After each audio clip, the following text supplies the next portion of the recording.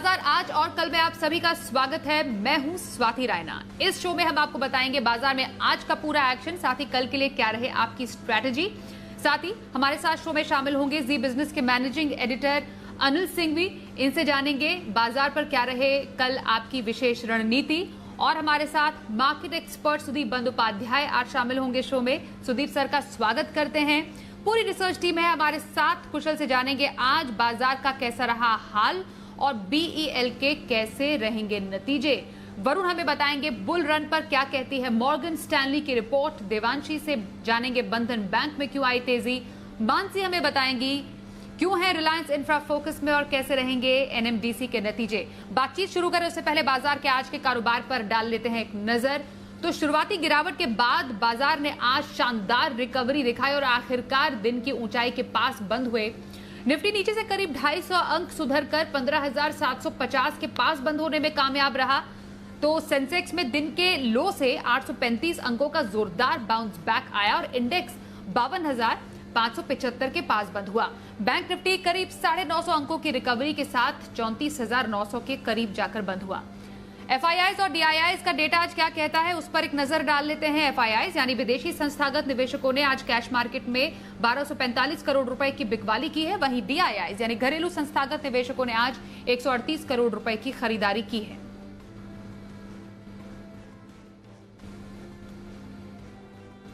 और आइए अब एडिटर्स टेक में अनिल जी से समझते हैं बाजार में हुए आज के शानदार एक्शन के कारण। अंतर्राष्ट्रीय योग दिवस के दिन बाजार में दिखा जबरदस्त एक्शन और बाजार ने किया शीर्षासन। जी हां, खुले जिस तरह से, बंद एकदम उसके विपरीत। अंतर्राष्ट्रीय बाजारों के दबाव के चलते खुलना तो नीचे स्वाभाविक था और SGX निफ्टी डबल सेंचुरी मारकर नीचे 200 पॉइंट ट्रेड करते हुए दिख रहे थे, लेकिन भारतीय बाजार उतनी बड़ी गिरावट से बच गए और 15,500 के नजदीक पहुंचकर वहां पर लिया सपोर्ट। और शुरुआती आधे घंटे में जो कुछ वीकनेस हुई उसके बाद धीमे धीमे रिकवरी के आसार बनते हुए दिखे और ठीक शुक्रवार की तरह भारतीय बाजार दिन के हाई पॉइंट की तरफ जाकर बंद होने में कामयाब रहे। लेकिन आज की जो रिकवरी थी वो शुक्रवार के मुकाबले में काफी बेहतर, क्योंकि आज न सिर्फ हमने 15,600 को पार किया, 15,700 को भी पार किया। 15,700 को पार करने के बाद वहां टिके भी और उसके ऊपर बंद होने में भी कामयाब रहे। और न सिर्फ रिकवरी आपको निफ्टी में दिखी बल्कि बैंक निफ्टी भी दमदार तरीके से ट्रेड करता हुआ नजर आया और 34,870 के नजदीक जाकर बंद होने में कामयाब रहा। तो आज की रिकवरी बहुत ही जबरदस्त थी और इस रिकवरी में एक और अच्छी बात जो रही वो ये कि न सिर्फ दिग्गजों में रिकवरी थी बल्कि मिड कैप और स्मॉल कैप शेयर भी भरपूर एक्शन में आगे आते हुए नजर आए। इस रिकवरी में सबसे बड़ा सपोर्ट जो आता दिखा वो आता दिखा ग्लोबल मार्केट से। जी हां, डाउ 533 अंक नीचे बंद हुआ था, उसका असर था और डाउ फ्यूचर्स भी कमजोर थे 200 पॉइंट सुबह सुबह। लेकिन उसके बाद डाउ फ्यूचर्स में धीमे धीमे जो रिकवरी आती दिखी और उसके बाद डाउ फ्यूचर्स 100-125 पॉइंट ऊपर हो गए। भारतीय बाजारों के बंद होने तक 200 पॉइंट डाउ फ्यूचर्स ऊपर थे। तो अमेरिका में 5 दिनों की गिरावट और ब्रेक लगने के पूरे आसार, इसके दम पर भारतीय बाजारों में एक्शन तेजी का, शॉर्ट कवरिंग का, फ्रेश खरीदारी का बनता हुआ दिखा और 15,900 से 450 पॉइंट का करेक्शन देखने के बाद बाजार आज बेहतरीन रिकवरी दिखाने में कामयाब रहे। तो ओवरऑल एक राहत भरा ट्रेडिंग सेशन है, स्पेशली जब मंथली एक्सपायरी का हफ्ता और उस हफ्ते की शुरुआत आप बड़े कमजोरी के साथ करें और रिकवर कर पाए तो इससे बढ़िया कोई बात हो नहीं सकती। तो जैसे खुले उसके ठीक विपरीत बिल्कुल मजबूती के साथ आज बाजार हुए बंद। चलिए, तो अब बाजार में कल कैसी रणनीति रहनी चाहिए ये भी अनिल जी से समझेंगे, लेकिन उससे पहले बाजार में जो आज शानदार रिकवरी देखने को मिली, कौन से सेक्टर्स ने सपोर्ट किया, कौन से शेयरों में आज रही सुस्ती, समझते हैं। हमारे साथ हमारे सहयोगी कुशल गुप्ता है। कुशल, जरा बताएं आज खबरों के दम पर कहां था सबसे ज्यादा action?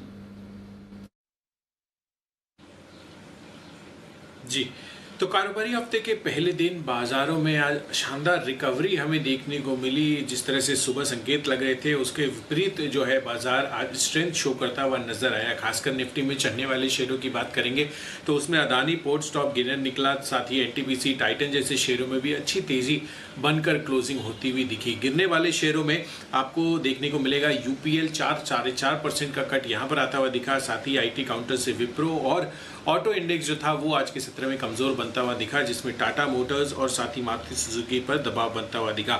Sector specific PSU banks फिर से फोकस में आते हुए दिखे। असम सरकार से जिस तरह का एमएफआई रिलीफ पैकेज की बात होती हुई दिखी, उससे बंधन बैंक 8-9% की तेजी दिन के दौरान देखने को मिली। यूको बैंक भी अच्छा तेजी के साथ बंद होता हुआ दिखा। साथ ही रियल्टी स्पेस यहाँ पर भी अच्छा तेजी का रुझान आज बना, जिसमें IB real estate, Mahindra life जैसे स्टॉक्स में 4 से 5% के गेन्स आज दर्ज होते हुए दिखे। मेटल स्पेस भी पीछे नहीं था, जिसमें मॉइल 7-8% की तेजी यहाँ पर बनी।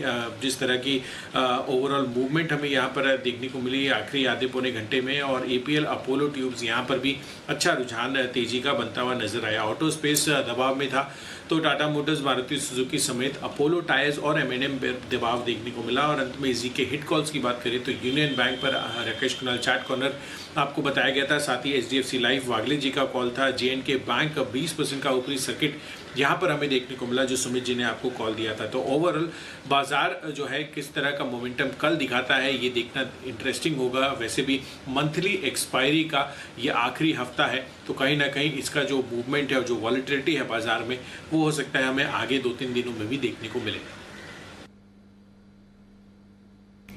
चलिए अब सुदीप सर का रुख कर लेते हैं। सुदीप सर, धीरे धीरे अब जो बड़े शहर है देश के, अब वो अनलॉक हो गए हैं ऑलमोस्ट। हम देख रहे हैं कोरोना के नंबर्स भी काबू में है। बाजार में हमें आज शानदार रिकवरी भी देखने को मिली। बाजार के आगे आने वाले कुछ दिनों की चाल आपको कैसी लग रही है? ये स्वाति जी देखिए, आज बहुत अच्छा मार्केट में एक एग्जाम्पल सेट किया। ग्लोबल मार्केट में बहुत सारे नेगेटिव न्यूज थे, मार्केट नीचे खुले, पर इसके बाद मार्केट ने रिएक्ट किया। जैसे इंडियन मार्केट ने रिकवर किया, उससे साफ यह है कि ग्लोबल मार्केट का संकेत कुछ हद तक domestic market negative, global market का संकेत डोमेस्टिक मार्केट में इतने सारे पॉजिटिव्स हैं। पर्टिकुलरली कोरोना जो रिसीड कर रहा है, कोरोना जो पीछे हट रहा है, अनलॉक हो रहा है, मॉनसून का प्रोग्रेस ठीक ठाक हो रहा है, ये सब लेके डोमेस्टिक एक पॉजिटिव बायस बरकरार है। और हम लोगों को लगता है कि डोमेस्टिक मार्केट में, इंडियन कैपिटल मार्केट में पॉजिटिव मूड आने वाले दिनों में भी देखने को मिलेगा। जैसे मैं पहले जिक्र कर चुका हूं, डोमेस्टिक फेसिंग सेक्टर्स के लिए निवेशक को ध्यान देना चाहिए, क्योंकि इकोनॉमी फेसिंग सेक्टर जैसे इंफ्रास्ट्रक्चर, कंस्ट्रक्शन, सीमेंट, स्टील, यहाँ पे निवेशक को जरूर ध्यान देना चाहिए। ओके सर, अब कुछ सेक्टर स्पेसिफिक खबरों का भी रुख कर लेते हैं। खास तौर पर मॉर्गन स्टैनली को भारत पर काफी भरोसा है, और बुल रन पर बेसिकली मॉर्गन स्टैनली की एक रिपोर्ट भी आई है। इस रिपोर्ट पे क्या है जरा समझते हैं हमारे सहयोगी वरुण दुबे से। बताइए वरुण। देखिए, मॉर्गन स्टैनली का कहना है कि भारतीय बाजारों में जो बुल रन है वो आगे भी जारी रह सकता है। करीब 12 महीनों तक ये बुल रन आगे जारी रह सकता है। हालांकि बुल रन की जो रफ्तार है वो थोड़ी कम हो सकती है, ये कहना है मॉर्गन स्टैनली का।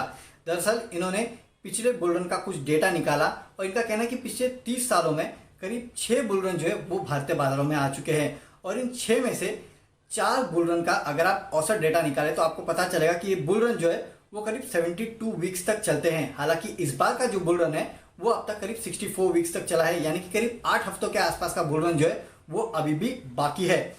औसतन बुल रन में जो रिटर्न मिले हैं उसका एवरेज करीब 284% के आसपास का है। हालांकि 2003 से 2008 का बुल रन अगर आप छोड़ दे तो भी करीब 178-180% के आसपास का रैली या फिर रिटर्न जो है वो बुल रन में देखा जाता है। लेकिन इस बार के बुल रन में अब तक करीब 106-108% के आसपास की रैली आ चुकी है, यानी कि अभी भी काफी सारी तेजी जो है बाकी है। सिर्फ यही नहीं, पिछले 5 बुल रन को अगर आप देखेंगे तो इमर्जिंग मार्केट के मुकाबले भारतीय मार्केट ने आउट परफॉर्म किया है। करीब 52% के आसपास का आउट परफॉर्म इसके पहले 5 बुल रन में देखने मिला था। इस बार करीब 23% के आसपास का आउट परफॉर्मेंस है। इनका इसके लिए कहना है कि आगे भी जो आउट परफॉर्मेंस है वो जारी रहने वाला है।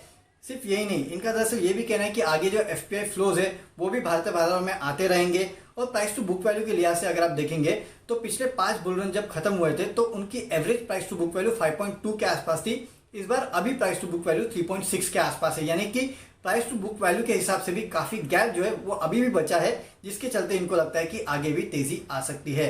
जो सेक्टर इनको पसंद है उसमें कंज्यूमर डिस्क्रिशनरी है, इंडस्ट्रियल्स है और फाइनेंशियल सेक्टर जैसे सेक्टर्स है, जहां पे इनका कहना है कि काफी अच्छी तेजी आ सकती है।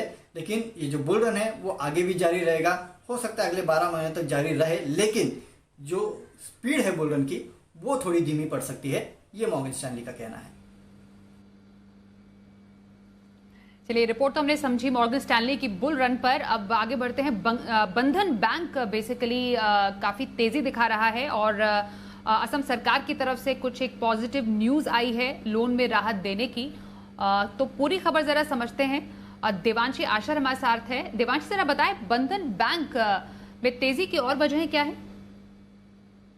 बंधन बैंक के शेयर में आज करीब 6% तक का उछाल देखने मिला था। वो इसलिए क्योंकि असम सरकार ने माइक्रो फाइनेंस इंस्टीट्यूशन के साथ एक करार किया है और ये जो करार है इसमें आप देखिए जितने भी कर्जदार हैं उनको राहत मिलती हुई दिख रही है और साथ ही जितने भी बैंक्स हैं या फिर माइक्रो फाइनेंस इंस्टीट्यूशंस जिनका एक्सपोजर असम में है उनको सबको ही राहत मिलती हुई दिख रही है। जितने भी लोन है उसमें 25,000 रुपीज या फिर जो ओवरड्यू अमाउंट है जो भी कम होगा वो असम सरकार पे करती हुई दिखेगी। कुल मिला कि जो पैकेज है वो 8,500 करोड़ का है। ये मैक्सिमम जो राहत है वो असम सरकार से मिलती हुई दिखेगी। और अगर आप बंधन बैंक की बात करें तो इनका जो कुल एक्सपोजर है माइक्रो फाइनेंस इंस्टीट्यूशन का उसमें 12% का जो एक्सपोजर है वो असम से आता है और इसी के चलते बंधन बैंक को सबसे ज्यादा इसका फायदा मिलता हुआ दिखेगा। मैं आपको बता दूं कि इलेक्शन से पहले हमने देखा था यही कंसर्न थे और इसी के चलते बंधन बैंक में ज्यादा गिरावट आती हुई दिखी और अब क्योंकि ये राहत पैकेज मिलता हुआ दिख रहा है सरकार से तो इसके चलते आज अच्छी जो रिकवरी है वो इस बैंक में देखने मिल रही थी। आप देखिए जितने भी एनालिस्ट हैं वो ये मान के चल रहे हैं कि इनकी जो क्रेडिट कॉस्ट है वो कम होती हुई दिखेगी। साथ ही आने वाले समय में जो कोविड कंसर्न्स हैं उसमें भी थोड़ा सा फायदा मिलता हुआ दिखेगा और इसी के चलते आप देखिए FY22 में जो क्रेडिट कॉस्ट है वो 6% से घटकर 3% होने का भी अनुमान एनालिस्ट की तरफ से आता हुआ दिख रहा है। जितने भी ब्रोकिंग हाउसेस हैं वो पॉजिटिव जरूर होते हुए दिख रहे थे, स्पेशली JP मॉर्गन और साथ ही जेफरीज दोनों की यहाँ पे खरीदारी करने की राय मिलती हुई दिख रही है। जेफरीज की खरीदारी करने की राय 400 तक के टारगेट्स हैं और साथ ही अगर आप JP मॉर्गन की बात करें तो ओवरवेट की रेटिंग दे रहे हैं लेकिन 400 तक के टारगेट्स वो बता रहे हैं और इन सब का मानना है कि आने वाले समय में इनकी जो बैलेंस शीट है उसमें सुधार देखने मिलेगा और इसी के चलते ये बड़े टारगेट्स इनमें बता रहे हैं। चलिए, शुक्रिया देवांशी बंधन बैंक पर पूरी ये डिटेल्स हम तक पहुंचाने के लिए। आगे बढ़ते हैं और अब शो के खास सेगमेंट का वक्त हो गया है। नाम है शर्मा जी का ऑप्शन।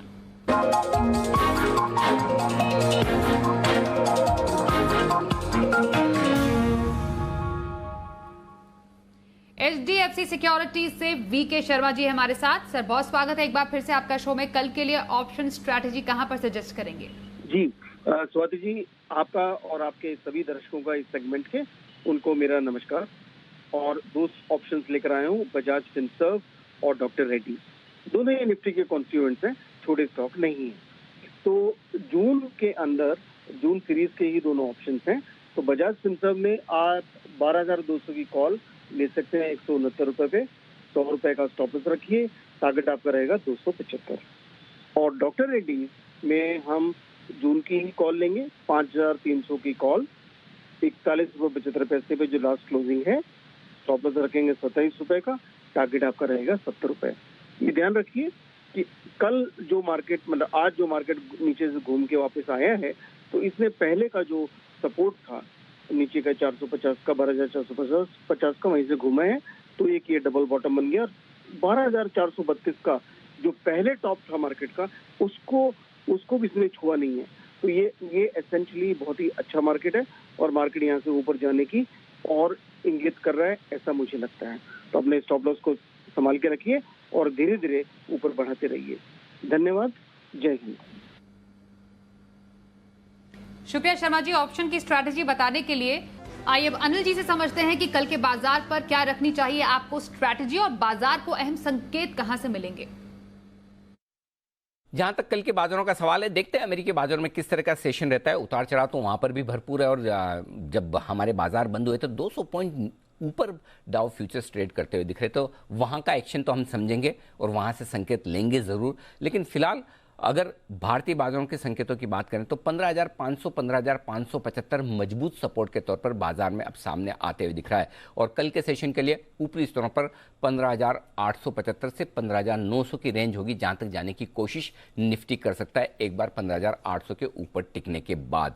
बैंक निफ्टी का जहां तक सवाल है 34,000 434,500 के आसपास तुरंत बैंक निफ्टी पर सपोर्ट है जो आसानी से टूटना नहीं चाहिए, और ऊपर में एक बार 35,300 35,500 की रेंज तक जाने की कोशिश बैंक निफ्टी की हो सकती है 35,000 को पार करने के बाद। तो इन रेंज, इन लेवल्स पर रखनी चाहिए आपको नजर। ब्रॉडर मार्केट में जो मिड कैप शेयर अच्छी क्वालिटी के बढ़िया करेक्ट हो चुके हैं पिछले 2-3 सेशन में 10 से 15% के आसपास, वहां पर बढ़िया और मजबूत खरीदारी आने के पूरे आसार हैं। बाजार के पिटे हुए 2 सेक्टर मजबूती दिखाने की कोशिश कर रहे हैं, वो है मेटल्स और बैंक। सबसे पहले यहां पर बेस बनने की प्रक्रिया शुरू होती दिख रही, तो शायद यहां पर गिरावट रुकती हुई नजर आ रही है। मेटल्स में भी स्पेसिफिकली स्टील शेयरों में और बैंकिंग शेयरों में भी सरकारी बैंकों की तरफ से लीडरशिप आती हुई दिख रही है। तो ओवरऑल ये 2 पिटे हुए सेक्टर अपनी तेजी दिखाने के लिए तैयार होते हुए दिख रहे हैं। आप कम से कम ये कह सकते हैं कि गिरना बंद कर रहे हैं, ये संकेत आते हुए दिख रहे हैं, और इन्हीं से आगे लीडरशिप बनने की संभावना भी बन सकती है। तो एक और बेहतरीन और मजबूत ट्रेडिंग सेशन कल होने की पूरी उम्मीद, बशर्ते कि ग्लोबल मार्केट थोड़ा सा हमारा साथ दे दे। अमेरिका में एक अच्छा 100, 150, 200 पॉइंट की तेजी का अगर सेशन भी बन जाए डाउ में, तब भी भारतीय बाजारों के लिए काफी होगा। कल के बाजार पर स्ट्रैटेजी समझने के बाद आइए अब देखते हैं कल का ऑप्शन।